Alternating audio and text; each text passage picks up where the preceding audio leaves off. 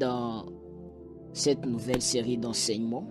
Soyez encore une fois de plus le bienvenu dans cette nouvelle série d'enseignements sur les 5 signes pour détecter un faux prophète.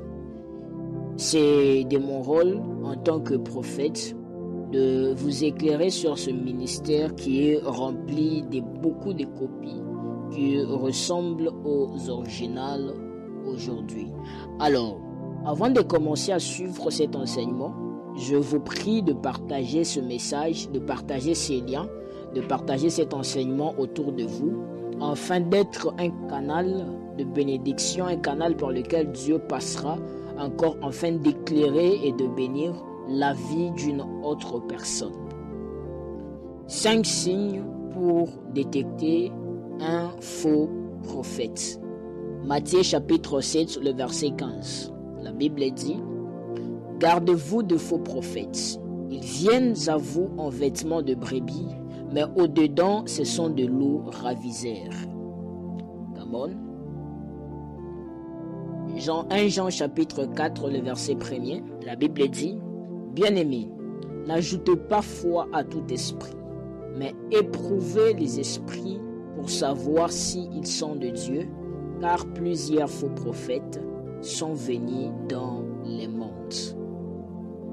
Alors, avant de parler sur les 5 signes en question, j'aimerais que nous puissions parler un peu de celui dont on appelle prophète.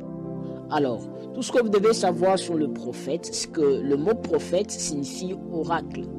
Au féminin, c'est prophétesse.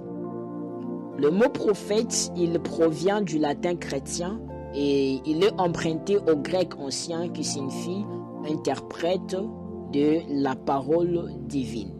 Alors, de nos jours, le mot prophète désigne celui ou celle qui prédit l'avenir et qui prétend révéler des vérités cachées au nom d'un Dieu dont il s'est dit inspiré. Alors, les Écritures élargissent le sens du mot prophète en nous démontrant que ce n'est plus spécifiquement une personne qui parle de l'avenir comme un devin, mais c'est aussi une personne qui parle au nom de l'Éternel, en donnant des messages de sagesse, en donnant de prophéties, de paroles de sagesse, de paroles de connaissance et en dénonçant le mal. Et c'est une personne aussi qui donne des conduites à tenir. Alors, voyons un peu le prophète dans sa globalité. Aujourd'hui, en général, lorsqu'on fait mention du terme prophète, on pense tout de suite à la Bible ou soit au Coran. Mais ce que vous devez savoir désormais à partir de maintenant, c'est que le prophète ne se trouve pas seulement dans la Bible ou les régions abrahamiques. Mais le mot pour le prophète, il se trouve aussi dans des courants asiatiques, dans des courants indiens et aussi dans des courants africains. Alors, c'est qui un faux prophète? Tout ce que vous devez savoir sur la définition d'un faux prophète: un faux prophète, c'est un prophète qui n'est pas membre de la nouvelle création de la prêtrise de Jésus-Christ. Un faux prophète, c'est celui qui prophétise et accomplit des fonctions prophétiques au nom du diable. Et c'est par ici, je vais commencer à vous partager ces 5 signes pour le reconnaître autour de vous. Le premier signe qui prouve qu'un prophète, il est faux, le premier signe, c'est que les faux prophètes sont motivés par un but privé.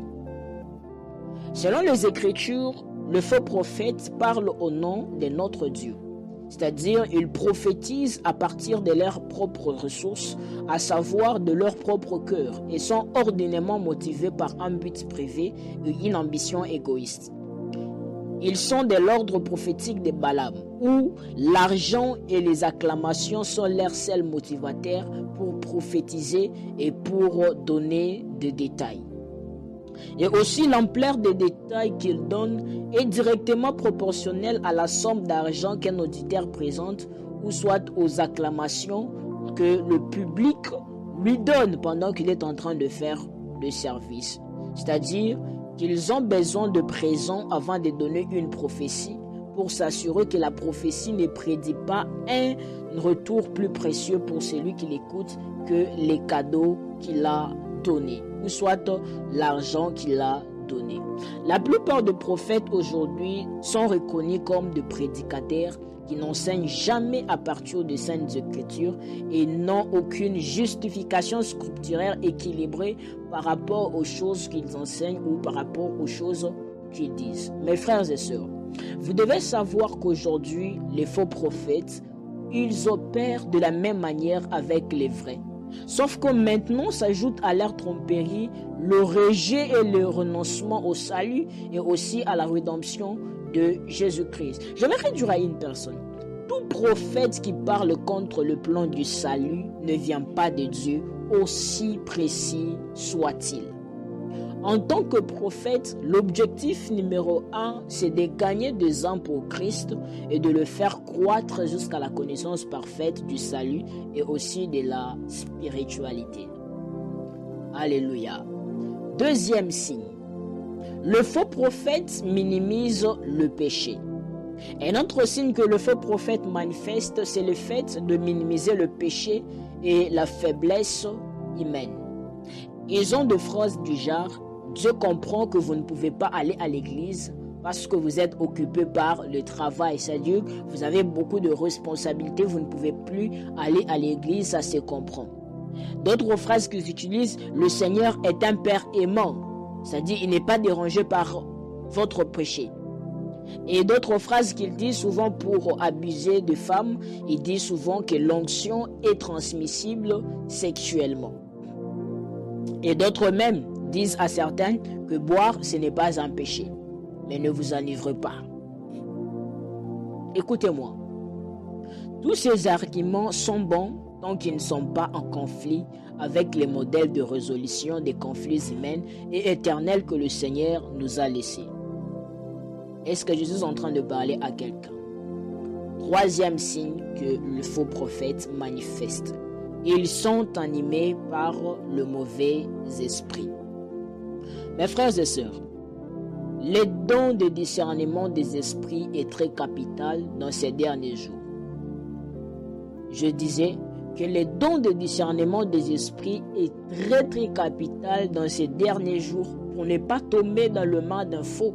Pourquoi? Parce qu'aujourd'hui, l'ivraie et le bleu grandissent ensemble. Il n'y a pas moyen de discerner qui est faux et qui est vrai lorsque vous regardez les œuvres ou soit vous regardez les manifestations qui sont données. C'est-à-dire, vous devez avoir le don de discernement des esprits. Vous devez apprendre à tester les esprits qui animent ceux dont vous écoutez ou ceux dont vous appelez prophètes. Par exemple, dans Actes chapitre 16, il y avait une femme qui a suivi Luc et Paul et qui était en train de déclarer ceci. Ces hommes sont des esclaves du Dieu très haut qui vous annoncent la vérité ou soit qui vous annoncent la voie du salut. Elle a fait ça pendant 2 jours jusqu'à ce que Paul soit finalement tellement ennuyé qu'il a chassé l'esprit de Python qui était en elle. Alors, comment Paul a-t-il perçu que c'était un démon qui animait cette femme? Puisque la révélation que cette femme était en train de créer, elle était vraie. Ou soit les choses que cette femme était en train de dire, elles étaient vraies. Écoutez-moi très bien. Ce n'est pas parce qu'une prophétie est vraie qu'elle vient du Seigneur Jésus-Christ. Et aussi, vous devez savoir que la précision prophétique n'est pas le seul test de pureté prophétique. La précision prophétique n'est pas le seul test pour discerner la source et savoir s'il est un vrai ou un faux prophète. Mais au contraire, c'est la communion constante avec le parfait professeur qui te permettra de savoir. Pourquoi? Parce que lorsque l'autre prophétisera, tu sauras pourquoi. Parce que vous êtes tous déconnectés sur la même source qui est Dieu. Paul était en communion constante avec le Saint-Esprit. C'est ainsi qu'il a su détecter l'esprit qui animait cette femme. Combien d'entre vous qui me suivez ici avez déjà serré la main d'un homme, la main d'une personne et immédiatement vous avez voulu laver la vôtre par la suite? Combien d'entre vous ici vous avez déjà écouté un prédicateur prêcher très bien, mais au-dedans de vous, au fond de vous, vous avez doute envers lui. J'aimerais vous dire la vérité. Vous avez peut-être discerné un esprit impur sans vous rendre compte derrière la personne. Oh mon Dieu. Come on. Alors, quatrième signe que les faux prophètes font ou manifestent. Les faux prophètes, ils apportent un évangile différent. Galates chapitre 8, chapitre 1er, les versets 8 à 9. La Bible dit, mais même si nous, ou un ange du ciel, vous prêchez un évangile contraire à ce que nous vous avons prêché, il doit être maudit, comme nous l'avons déjà dit. Je le répète maintenant. Si quelqu'un vous prêche un évangile contraire à ce que vous avez reçu, il doit être maudit. Personnellement, je connais un frère qui était proche de moi, qui voulait à tout prix une visite angélique et qui a finalement vécu quelques rencontres. Mais dans sa vie quotidienne, il se battait avec certains péchés qui laissaient des portes ouvertes aux mauvais esprits. Et un jour, il a eu une rencontre angélique et ces anges l'ont dit qu'il n'avait plus besoin de lire la Bible et à la place de cela, eux, ils lui diront tout sur Jésus. C'est-à-dire, ils veulent enseigner tout sur Jésus et il n'aura plus besoin de lire sa Bible. Et déjà, à partir d'ici, j'aimerais dire à quelqu'un, si tu veux grandir dans le surnaturel et expérimenter le royaume de Dieu sur la terre, tu dois premièrement approfondir la parole. Car à la loi et au témoignage, si on ne parle pas ainsi, il n'y aura point d'erreur pour le peuple. Alors, ces esprits démoniaques l'ont également dit, nous ne voulons plus que tu ailles à l'église. Nous voulons passer du temps avec toi toute seule pour bien t'amener dans la profondeur.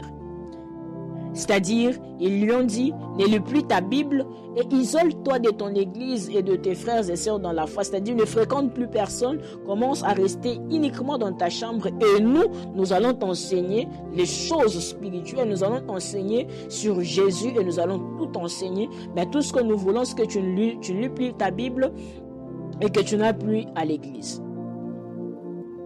Et personnellement, j'ai déjà entendu un frère en Christ dire, je n'ai pas besoin d'aller à l'église parce que moi-même je suis l'église.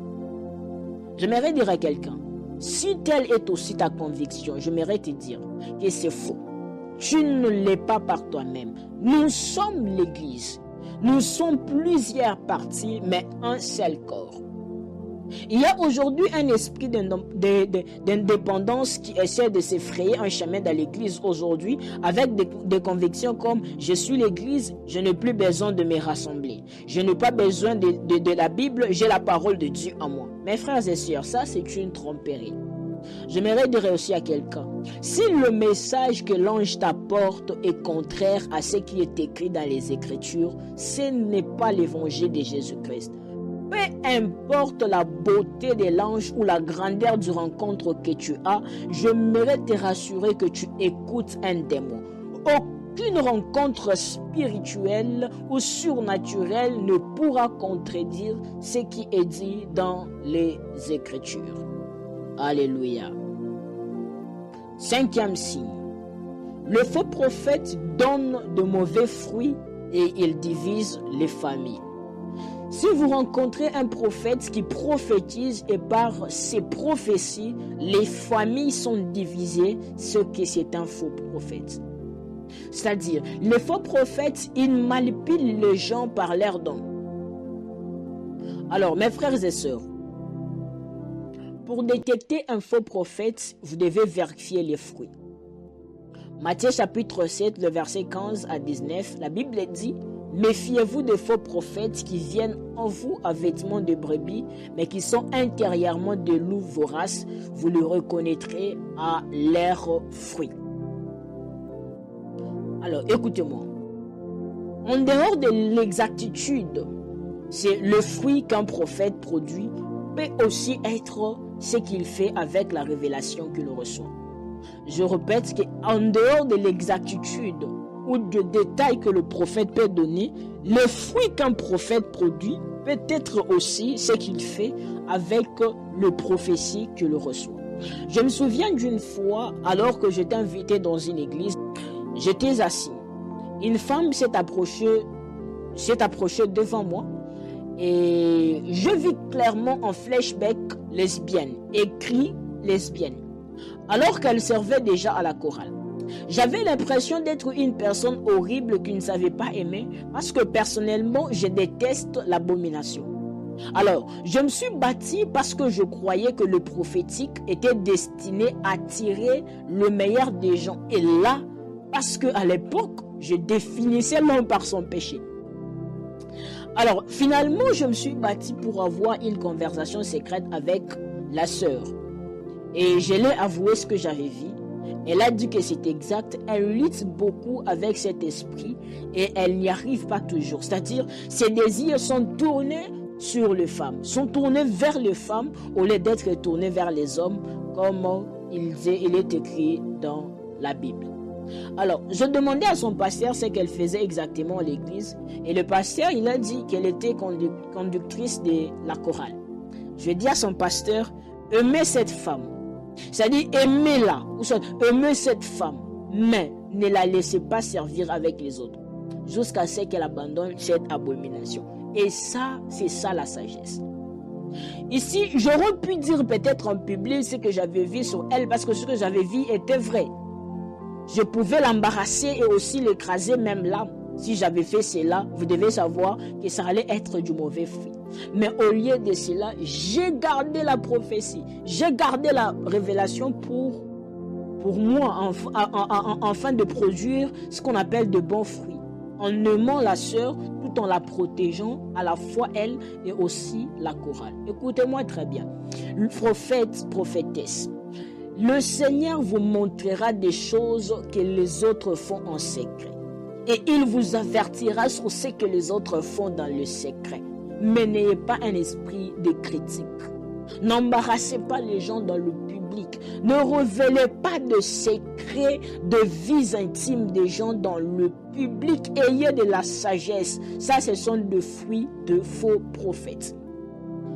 Nous devons apprendre à aimer à travers la révélation que nous recevons. Peu importe.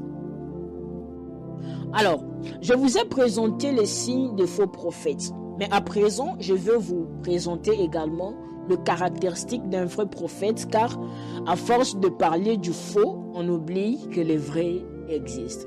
Le premier caractéristique d'un vrai prophète, Jésus ou rien.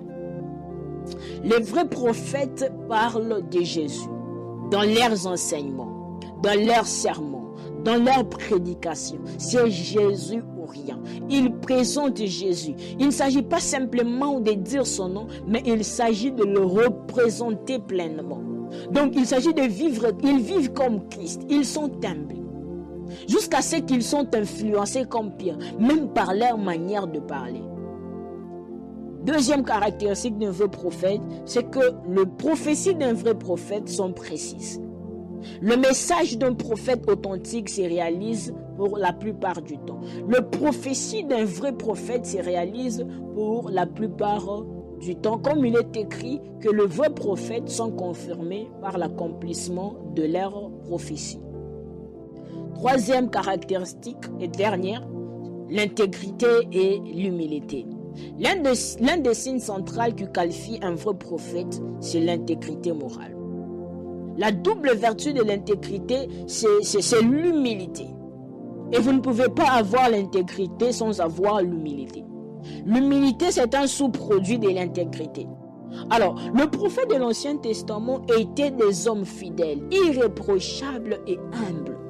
Malheureusement, aujourd'hui, l'humilité peut sembler être un caractère perdu dans certaines facettes du ministère prophétique où nous trouvons des prophètes aujourd'hui très orgueilleux, très hautains. Pourquoi? Parce qu'ils peuvent voir en esprit. Ils peuvent même se permettre de prophétiser avec le maître à la poche, de tutoyer les gens pendant qu'ils prophétisent, de manipuler les grandes personnes qui n'ont même pas leur âge pendant qu'ils prophétisent. C'est-à-dire qu'ils sont devenus tellement orgueilleux. Ça, c'est le signe des faux prophètes. Alors, mes frères et sœurs, certains prophètes aujourd'hui, ils opèrent à partir de leur expertise et ils semblent tout savoir. Un vrai prophète est en fait humble. Et il se rend compte qu'il ne sait pas tout. Pourquoi? Parce qu'ils savent, parce qu'ils savent, ou c'est parce qu'ils savent qu'ils sont en voyage d'exploration.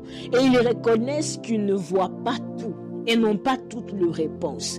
Les vrais prophètes reconnaissent qu'ils ne voient pas tout.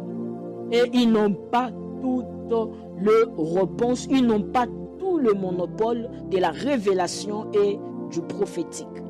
L'un des beaux filets de sécurité du prophétique, c'est quand quelqu'un dépend de Dieu et n'a pas toutes les réponses, même quand on les cherche. Quand quelqu'un devient la source de la voix de Dieu pour vous, au lieu d'agir comme un encouragement à la voix de Dieu en vous, c'est souvent la fierté qui se fait passer pour un ministère. Alléluia. Alors que Dieu vous bénisse abondamment. Je prie que le Seigneur vous éloigne de main de faux prophètes au nom de Jésus. Que le Seigneur vous éclaire et que le Seigneur vous donne d'esprit de discernement pour que vous puissiez discerner qui est vrai et qui est faux. Merci Père, merci Jésus-Christ, merci parfait professeur, qu'il en soit ainsi et pas autrement. Amen.